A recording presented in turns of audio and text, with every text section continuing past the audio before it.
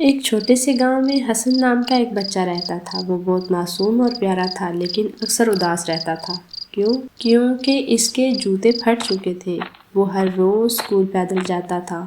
ایک دن اس نے اپنی امی سے کہا، امی میرے دوستوں کے سب کے پاس نئے جوتے ہیں، میرے کیوں نہیں؟ امی نے مسکرا کر کہا، بیٹا صبر کرو، اللہ جب چاہے گا تمہیں اس سے بہتر دے گا۔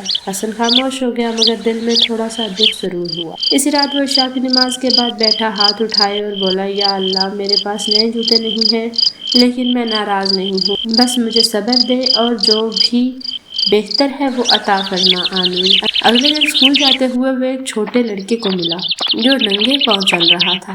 حسن رک گیا اور حیران ہو کر بولا، تمہارے جوتے کہاں ہیں؟ لڑکے نے مسکرا کر کہا، میرے پاس تو کبھی جوتے تھے ہی نہیں۔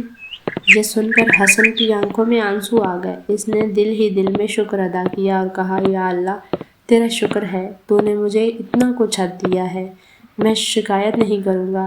اسی دن اسکول کے بعد استاد صاحب نے اعلان کیا، آج ہمارے گاؤں کے مسجد کے امام صاحب نے بچوں کے لیے نئے جوتے بھیجے ہیں۔ جب حسن کو جوتے ملے تو وہ بہت خوش ہوا اور دل میں اللہ کی ذات کا شکر ادا کیا کہ یا اللہ تو نے میری دعا سن لی۔ دیکھو بچوں، اللہ تعالیٰ ہر دعا سنتا ہے، لیکن اپنے وقت پر قبول کرتا ہے۔ صبر کرنے والے ہمیشہ کامیاب ہوتے ہیں اور شکر کرنے والوں کو اللہ مزید عطا کرتا ہے۔